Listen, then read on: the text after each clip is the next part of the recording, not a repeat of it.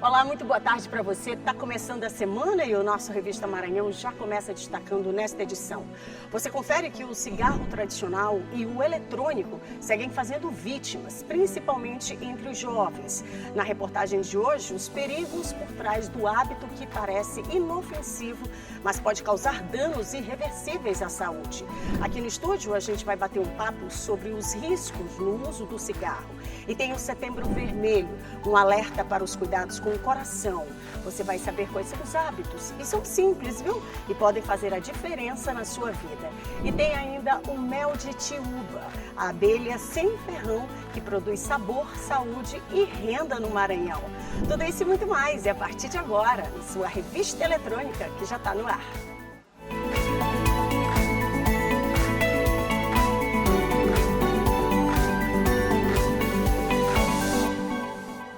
Começando a semana, minha gente, graças a Deus, que seja de tranquilidade, que seja abençoada, que seja com o pé direito e aquele passinho de cada vez, né?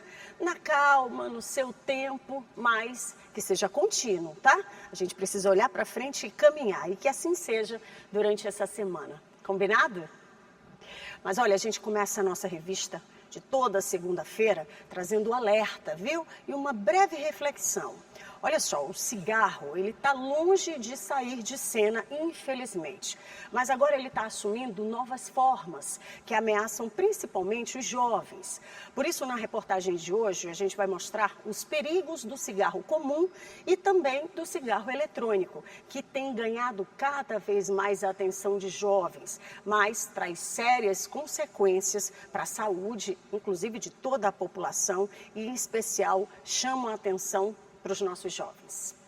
Este homem prefere não mostrar o rosto, ainda sente vergonha da batalha que trava contra o vício que começou na adolescência, o uso do cigarro. Aos 36 anos, ele luta contra o tabagismo e também contra a dependência da cocaína. E acredita que o cigarro foi a porta de entrada para outras drogas. Fumo 3 maços de cigarros mais ou menos por dia. Ele foi um dos principais utensílios para me usar a droga. Hoje ele está em tratamento contra a dependência química no Centro de Atenção Psicossocial Álcool e Drogas, o CAPS-AD, em São Luís. Aqui também recebe acolhimento para se livrar de um problema de saúde pública, o tabagismo. O cigarro, ele hoje é a primeira droga, podemos dizer assim, considerada para abrir as portas para outras drogas. Então, se começa geralmente com o uso do cigarro, e aí, com a experiência do tabagismo e os efeitos dele no corpo, se abre precedente para outras dependências químicas, não necessariamente do tabagismo. Uma preocupação que tem crescido entre os especialistas diz respeito ao aumento do consumo de cigarro eletrônico no Brasil. De acordo com uma pesquisa do IBGE, os adolescentes de 13 a 17 anos disseram já ter experimentado o cigarro eletrônico, o que traz diversos riscos à saúde. Os adolescentes e jovens são os principais usuários dos dispositivos conhecidos popularmente como vapes, criados para simular a experiência de fumar o tabaco convencional. E assim como o cigarro tradicional, os riscos são altos, como explica este médico cardiologista. As pessoas costumam a relacionar esse tipo de cigarro como algo mais leve, como algo mais inofensivo, quando na verdade não é. Ele tem também as substâncias tóxicas que tem no cigarro, mas ele também tem substâncias em que, dependendo do fabricante, pode ter metais pesados e pode dar intoxicação por esses metais pesados. O médico também aponta saídas para quem procura ajuda contra a dependência do cigarro. Existem vários tipos de terapêuticas que a gente pode adotar para separar o cigarro.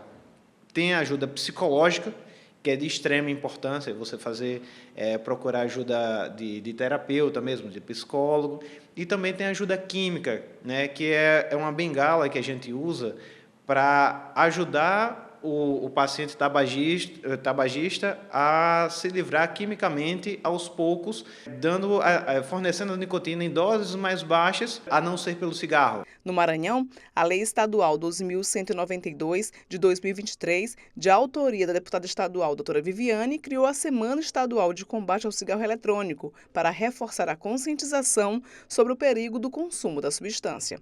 Quem enfrenta o desafio da luta contra o tabagismo tem um conselho prontinho e super válido. não experimentar o cigarro. O tabagismo é a primeira coisa que leva a drogas. A primeira coisa que leva ao tabagismo. Olha, minha gente, o assunto ele é tão sério, porque antes, né, se já não bastasse aí o cigarro comum, agora o desafio é exatamente esse, alertar sobre o mal desse outro cigarro que é o eletrônico, né? Essa história do vaporizadores, né? Mas o que há por trás desses hábitos que estão seduzindo cada vez mais esses jovens? Bom, hoje aqui no estúdio a gente vai conversar, né, bater um papo com o Dr. Marcelo Costa, ele que é diretor do Centro de Atenção Psicossocial e Drogas também, que atua nessa área, que é o CAPS-AD. A gente vai falar sobre esses riscos e esses danos também silenciosos do tabaco, em qualquer forma, né, que é extremamente prejudicial. Seja muito bem-vindo com a gente. Eu que agradeço, Kate, um prazer daqui de novo na TV Assembleia, falando sobre um assunto tão importante num período também especial, que é o setembro, né? Sim. Setembro Amarelo, que é o mês de prevenção ao suicídio, né? Mês de prevenção às lesões auto-infligidas, que são aquelas automutilações. E também a gente vai falar aqui que o cigarro eletrônico também está introduzido nesses complicadores para esse problema. Agora, doutor, para a gente começar o nosso bate-papo, eu sei que é um assunto que abre assim, muitas portas e a gente passaria aqui horas falando. Exatamente. Mas em que momento, doutor? Eu falei agora, construindo o programa, eu imaginando esse bate-papo, eu acho que cabe muito bem esse termo do seduzir. Em que momento que esse cidadão, seja ele adulto ou jovem, ele cai nessa cilada? Eu gosto de dizer, não só do cigarro em si, mas todas as drogas, elas são sedutoras. Ninguém usaria droga, ninguém usaria droga se não fosse uma coisa que trouxesse prazer. E o cigarro, o tabaco, a nicotina, no caso, que é a única substância que tem no cigarro que provoca a dependência, se chama nicotina. Ela é uma droga que que ativa os núcleos de recompensa do cérebro. Quando a pessoa fuma, a nicotina entra pelas vias respiratórias, vai até o cérebro, a pessoa sente um prazer, uma liberação de dopamina, endorfina, e aquilo ali traz a ela um bem-estar e um relaxamento. E com isso ela quer novamente fumar. E o que a gente conversou agora sobre os vapes e os DEFs, né, são dois tipos. Explicar, os vapes são os vaporizadores, quando a nicotina e as outras substâncias que tem ali dentro daquele dispositivo, ela é solta por meio de vaporização, e o outro é um DEF, é um dispositivo eletrônico para fumar. São apenas mecanismos diferentes de liberação das substâncias. Essas substâncias, elas não são reguladas pela Anvisa, ao contrário, inclusive, do cigarro tradicional. Pelo menos o cigarro tradicional, que há de se dizer, viu, Kate, houve uma campanha já de mais de 15, 20 anos e diminuiu realmente no mundo e no Brasil o uso do cigarro normal, tradicional. Porém, os vaporizadores, os dispositivos eletrônicos, eles voltaram a trazer esse problema para a tona em decorrência deles não terem o cheiro, o aroma peculiar do cigarro, que era uma forma da gente ter mais forma de coibir por lei, inclusive, o uso. Agora, doutor, a gente sabe que o apelo é gigantesco, né? A indústria tem apelos, como o senhor falou agora há pouco, eles estão se reinventando, né? Porque se antes aquele odor incomodava, Exatamente. Agora você tem, né, outros tipos de cheiros, de sabores que ampliam muito mais essa sensação, né, de bem-estar, de que não vai fazer mal. Porque imagina, um negocinho de morango, tutti-frutti, sei lá o quê, né? Isso dá manda uma mensagem para o nosso cérebro como se fosse algo bom, quando não é. Mas isso aumenta muito mais essa questão, né, do acesso. Do acesso e da facilidade do uso. Eu não sei se tu recorda, não sei se é da tua época, mas na minha época né, que eu já estou aí perto dos 50, né? O cigarro de Bali. Que eram os cigarros com sabor, né? Sim. Mas mesmo os cigarros de Bali, eles tinham o cheiro do cigarro ainda tradicional. Eles misturavam o aroma de tutti-frutti, de menta, mas tinham o gosto do tabaco. Esses vaporizadores, os dispositivos eletrônicos, eles não têm nenhum sabor do cigarro normal. Ele é só o aroma realmente, eles conseguiram. Eu digo que o cara que inventa isso, o traficante, ele é perverso, ele quer formas de seduzir e quanto mais precoce possível, porque o paladar doce, ele é um paladar infantil. Sim. Então ele vai aderir aonde? Na juventude, na infância, e vai fazer aquela pessoa em processos cerebrais que estão mais facilmente... Memória, né? Na memória, que está mais fácil de ser buscada em termos de dependência química daquela substância. E é importantíssimo a gente esclarecer uma situação. Os cigarros eletrônicos, eles estão proibidos no Brasil. Então, se você tiver alguém vendendo, alguma empresa que venda, pode denunciar para a polícia que é tráfico de drogas, porque desde 2012, reforçada por uma legislação de 2019 da Anvisa, não vou recordar só o número da legislação, mas no Google vocês encontram, ele é proibido a venda e comercialização, até porque não se sabe nem as substâncias que tem dentro dele, Kate. A gente sabe que tem a nicotina porque vicia, mas tem milhões de outras substâncias que são cancerígenas e que causam vários problemas, principalmente a nível respiratório, do pulmão. Não à toa, minha gente, está espocando país afora, jovens, cada vez mais jovens, né, acometidos do câncer e de outras doenças também.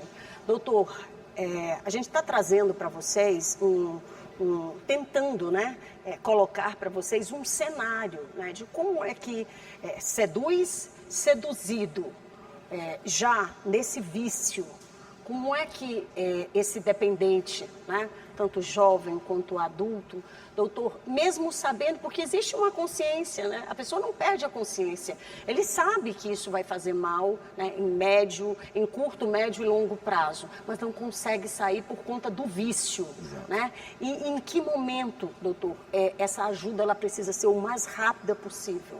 Você está sendo cirúrgica.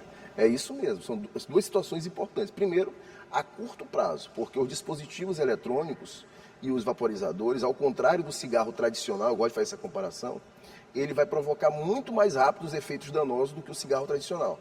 Um tabagista comum, ele mesmo fumando 2 carteiras por dia, ele vai ter um problema com 10, 15 anos. Hoje você vê uma pessoa que fuma vaporizadores com um problema muito mais rápido, 1 mês, 2 meses, já está tendo problemas respiratórios. Por quê?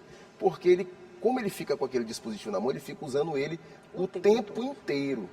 Então, além de criar um mecanismo de dependência mais rápido, vai jogar aquele produto que ele não consegue sentir o que ele está ocasionando no organismo, porque ele é muito suave, ele tem muitos sabores, então ele não está vendo o mal que está acontecendo, e os pulmões dele estão se encharcando com aquele óleo, causando cada vez mais precocemente, o que os pneumologistas estão passando para a gente, é uma insuficiência respiratória. O pulmão começa a perder a capacidade de expandir, entra em fibrose e a pessoa começa a ter uma sequela que é irreversível, que é outra condição do cigarro tradicional. O cigarro tradicional sabe-se que qualquer pessoa que pare de fumar, com 10 anos, ela praticamente não tem nada no organismo do cigarro tradicional.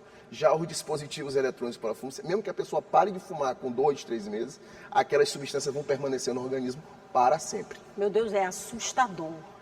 O CAPES trabalha nessa linha, doutor? Sim. Como que esse cidadão que está nessa condição aí do outro lado pode recorrer? Existe um programa que é do Ministério da Saúde, que é o programa de tabagismo. Esse programa ele tem vários outros órgãos, mas a gente há 11, 12 anos, eu implantei o programa, eu trouxe o programa do Ministério da Saúde para dentro do CAPES, para o tabaco normal mesmo. Porque existem pacientes lá no CAPES que vão buscar para se tratar por crack, por álcool, que é a principal realmente droga que leva eles para lá.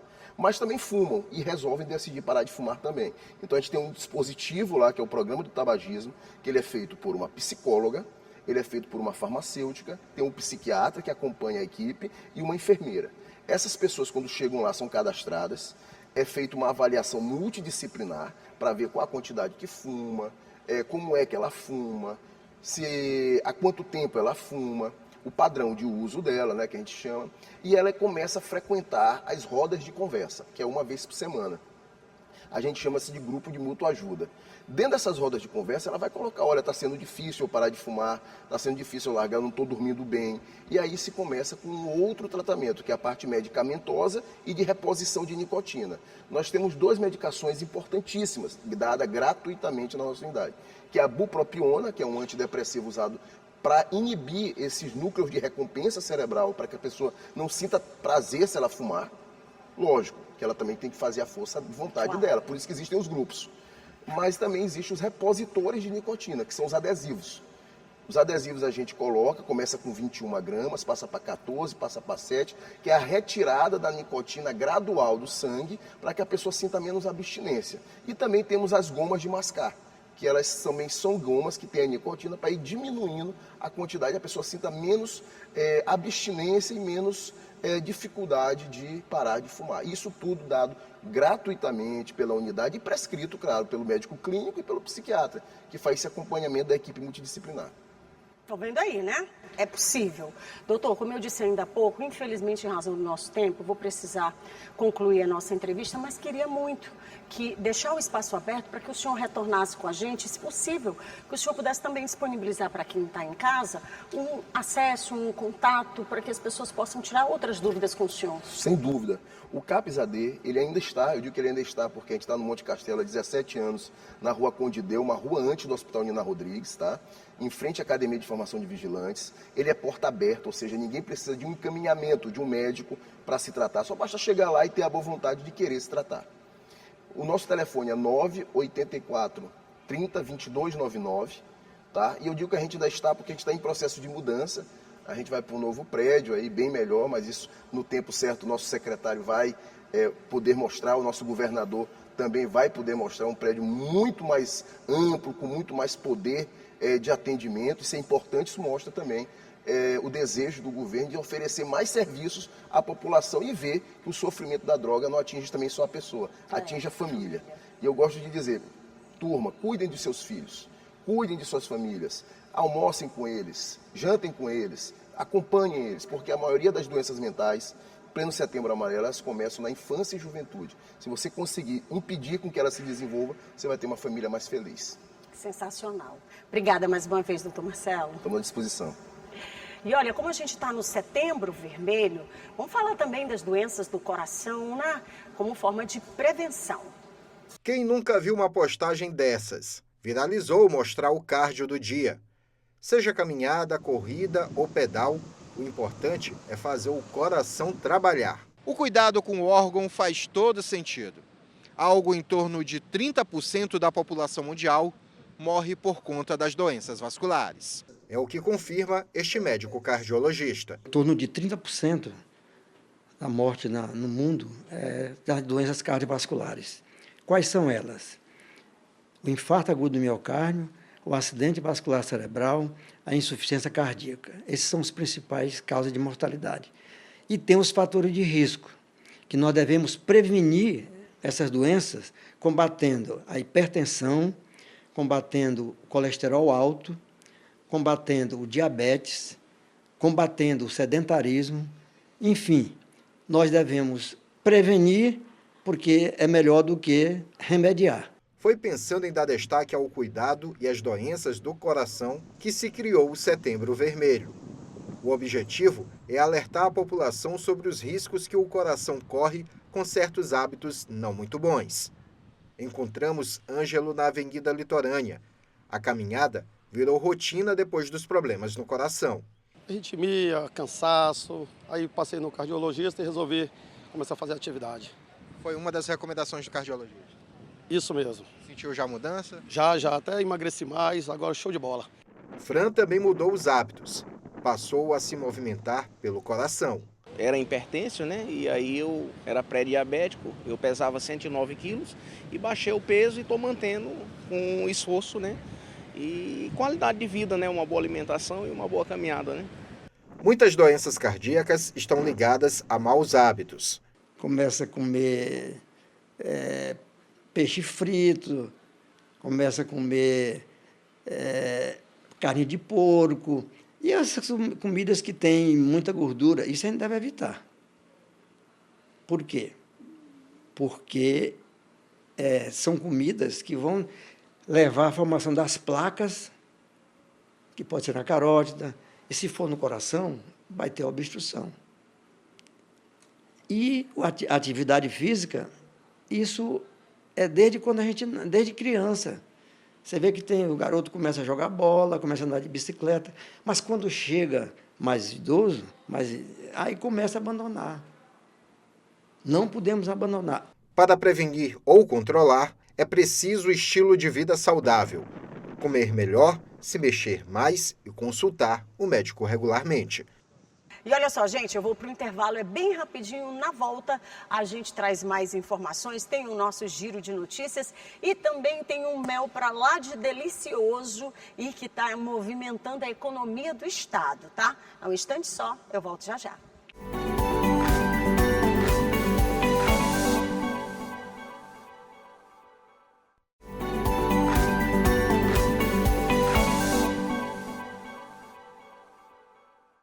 Estou de volta com a nossa revistona de toda segunda-feira. Graças a Deus, a semana está começando, né? Não sei se você está num agito por aí, mas calma, dá aquela respirada. A semana está só começando, está com a criançada, está saindo, está chegando, está na hora do almoço. Pois é, daqui a pouquinho você pode rever todo o nosso conteúdo, viu? Porque a revista, ela começa sempre a partir do 12h30. E claro, né, a gente já trouxe aqui vários assuntos, um bate-papo muito especial no dia de hoje, falando sobre a prevenção contra esses cigarros eletrônicos, o cigarro normal também, né, que é o chamado cigarro tradicional. Tudo faz mal. Né? É importante que a gente entenda isso, tudo faz mal para a nossa saúde. E os nossos jovens precisam estar atentos também, porque o apelo é gigantesco, né?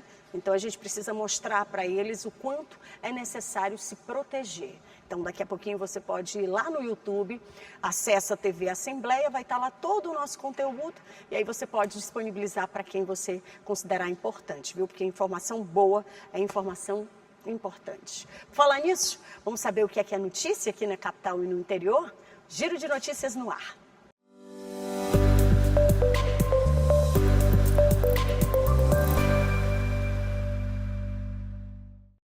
O Complexo de Ciências da Saúde do campus da UEMA em São Luís foi construído em uma área de cerca de 4.000 metros quadrados, com investimentos de mais de 26 milhões de reais.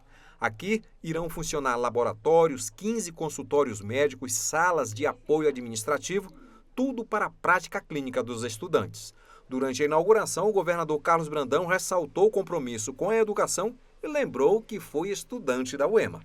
Eu, como egresso da UEMA, o primeiro governador egresso da UEMA, os outros que passaram não foram da UEMA, para mim é motivo de muito orgulho. Mas o maior orgulho mesmo a gente está dando essa oportunidade às pessoas de baixa renda para ter a oportunidade de ser médico. Durante o evento, o deputado Antônio Pereira, que é vice-presidente do Legislativo Estadual, representou a presidente da Assembleia Legislativa, a deputada Iracema Vale. Feliz por ver que o meu governador Carlos Orlando Brandão, tem esse tipo de pensamento em relação a questão do ensino superior, especialmente na área da medicina, na área médica, de ciências humanas, em colocar um curso de medicina, a faculdade de medicina na Universidade Estadual do Maranhão. Além do curso de medicina, o prédio também vai atender outros cursos da área de saúde. Um deles é o curso de psicologia, que vai integrar a grade da UEMA no próximo Enem. Foi o que disse o reitor da instituição, Walter Canales. Temos hoje em andamento já o curso de medicina, mas já no vestibular desse ano teremos o curso de psicologia e para o ano que vem novos cursos também entrarão na grade do vestibular. De forma que a gente tem aqui no Campus São Luís a área da saúde que nós não tínhamos até então.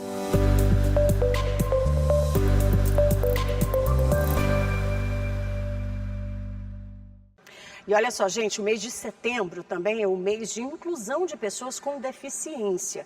E também lembrado, né, com a cor verde, justamente como forma de identificar a campanha que tem como objetivo promover e conscientizar sobre as questões da deficiência, defender também os direitos e incentivar a inclusão de PCDs na sociedade. De acordo com dados do IBGE divulgados este ano, referentes ao último censo, 14,4 milhões de pessoas no Brasil têm algum tipo de deficiência. Isso representa 7,3% da população com 2 anos ou mais de idade. Daí a importância da campanha Setembro Verde, dedicada à valorização e à inclusão da pessoa com deficiência. A Leidiane tem uma filha diagnosticada com síndrome de Down. Ela se tornou ativista da causa e criou a Maradal, a Associação Maranhense de Síndrome de Down. O mês de setembro é um verde que traz essa esperança de que a sociedade possa realmente mudar esse olhar e que a gente pare de lutar, que a inclusão seja algo natural, não só na escola, né, não só dentro da família, mas em todos os espaços, no mundo do trabalho, né, na vida social, enfim, que as barreiras possam ser tiradas. O Setembro Verde busca ampliar a conscientização sobre os desafios enfrentados por pessoas com deficiência que ainda encontram barreiras significativas para acessar uma educação de qualidade e oportunidades no mercado de trabalho.